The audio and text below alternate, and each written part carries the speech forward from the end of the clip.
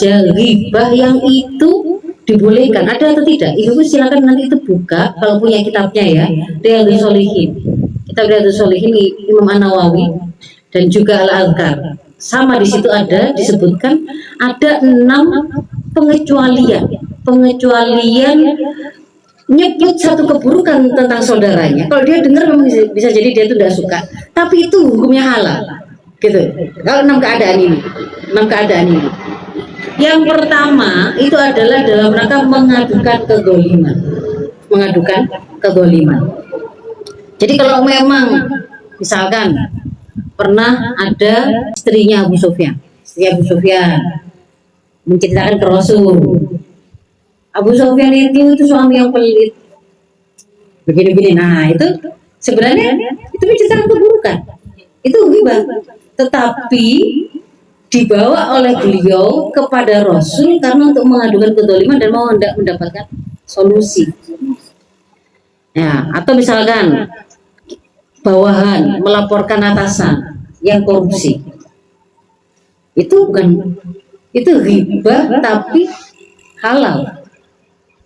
Kan sebenarnya itu keburukan, orangnya tentu mangkel kalau sampai kita ungkap itu, tapi itu sebenarnya sebuah kedoliman. Kalau kemudian dibiarkan merugikan masyarakat. Dia kemudian menyampaikan, kemarin itu ada markup anggaran ini di markup, itu ghibah yang boleh karena mengadukan kedoliman. Warga ngelapor, tetangga saya mencuri ini, misalnya begitu, boleh kalau memang ada kedoliman yang hendak dihentikan. Lalu yang kedua, ini meminta bantuan untuk menghilangkan satu kemungkaran. Bahkan ada seorang ibu yang anaknya itu kena narkoba atau kecanduan nonton porno, ya. Lalu dia membawanya ke ada mungkin ustazah atau ustadz atau mungkin tenaga ahli tertentu. Lalu dia sampaikan itu ghibah, tapi itu sesuatu yang ghibah yang dibolehkan. Menyebutkan kan, akhirnya kan membuka aib memang. Anaknya itu ternyata, anaknya ternyata pemakai narkoba, anaknya ternyata, kan dia itu pengen anaknya itu disadarkan dari pacarannya yang kebablasan, tapi dia tidak bisa ngasih nasihat itu. Dia bawa ke orang, ternyata anaknya sebenarnya pezina, dan dibuka tuh. Tapi itu sesuatu yang dibolehkan. Ya, yang kedua, tolong ingatkan saudara saya itu, dia nggak sholat dia sampai sekarang sudah seumur segini, misalnya begitu, boleh.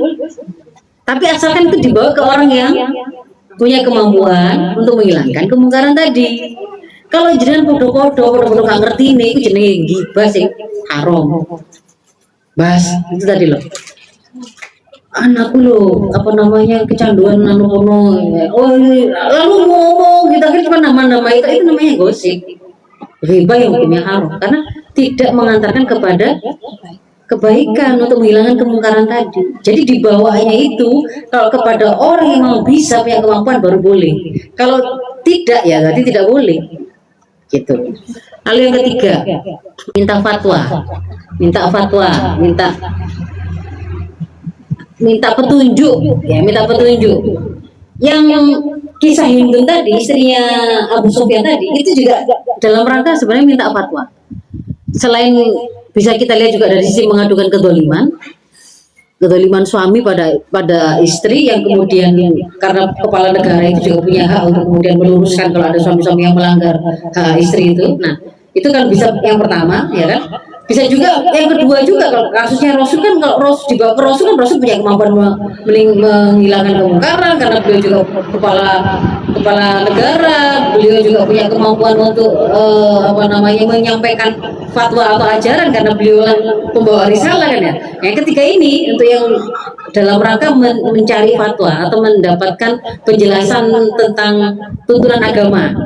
Yang ketiga itu boleh. Jadi si Hindun ini pada waktu menyampaikan suaminya Abu Sufyan pelit, beliau kan bertanya, apakah boleh saya mengambil uang Abu Sufyan itu nyuri gitu ya,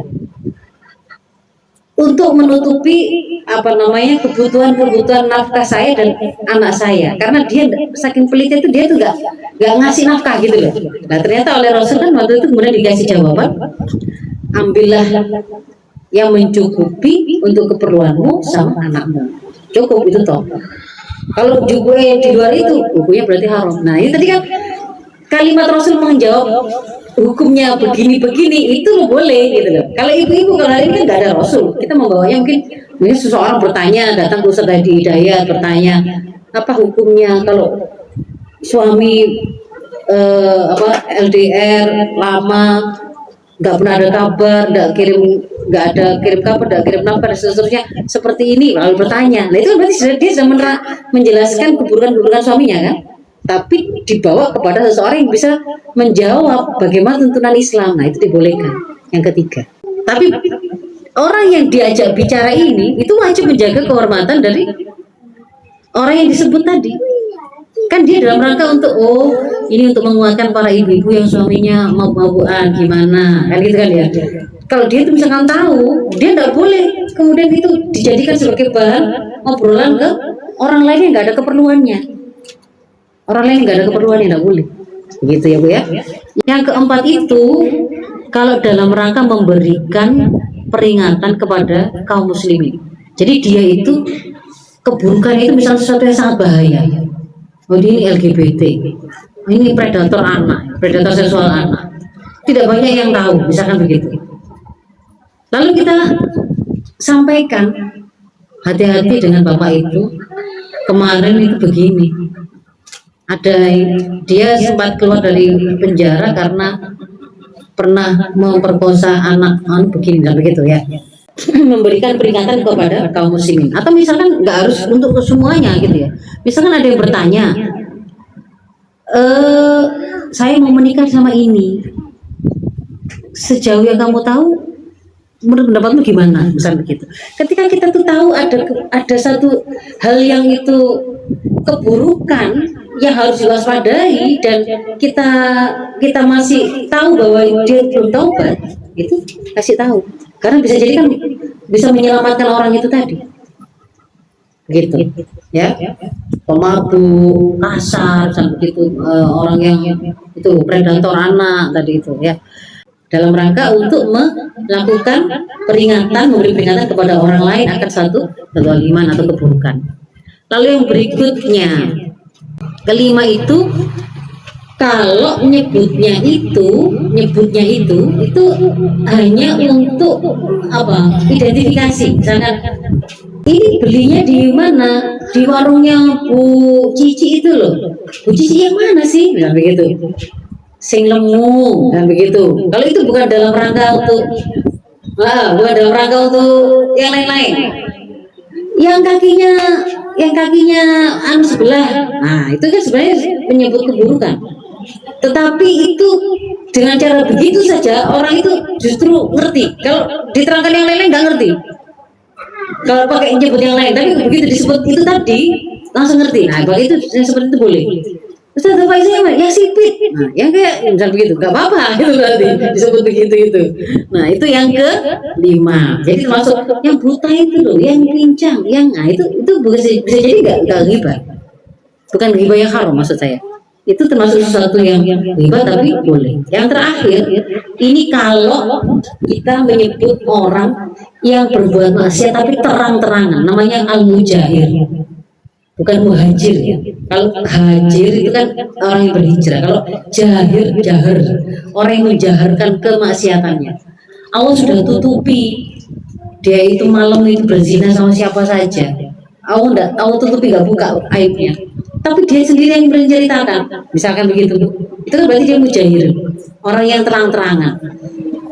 Aku itu kalau itu bisa begini disebutkan itu maksiat-maksiatnya dia. Maka pada orang yang seperti ini, dia sendiri mengungkapkan keburukannya sendiri tanpa rasa malu, kita menyebutkannya juga tidak. Itu termasuk ghibah yang boleh. Karena bahkan dia itu terang-terangan, bahkan kadang-kadang itu kayak dijadikan sebagai sesuatu untuk menantang atau mengancam gitu. Misalnya dia itu orang yang nekat, mudah melakukan kekerasan dengan senjata kan begitu, melukai orang. Nah, dia nyeritakan kemarin Pak Ibu tak goni ini dalam rangka bicara itu kepada orang yang tidak ada masalah sama dia. Itu berarti dalam rangka apa dia? Dalam rangka mengintimidasi orang-orang yang lain kan gitu kan ya. Dia nyeritakan kemaksiatan dia di tempat lain, tapi terang-terangan di sini. Sebenarnya berarti dia ada melanggar mengintimidasi orang-orang yang ada di sini supaya takut. Kalau dia tadi kan mengatakan wih takono celur begitu ya, dibawa ke sini. Nah berarti mujahir. Orang yang kayak begini, kalau kita mau sebutin hati-hati, Pak Idu sidik-sidik muncul nggak apa-apa. Karena itu sesuatu yang terkategori mujahir. Gitu ya. Saya kira itu ibu-ibu tentang hibah antara yang haram dengan yang diperbolehkan.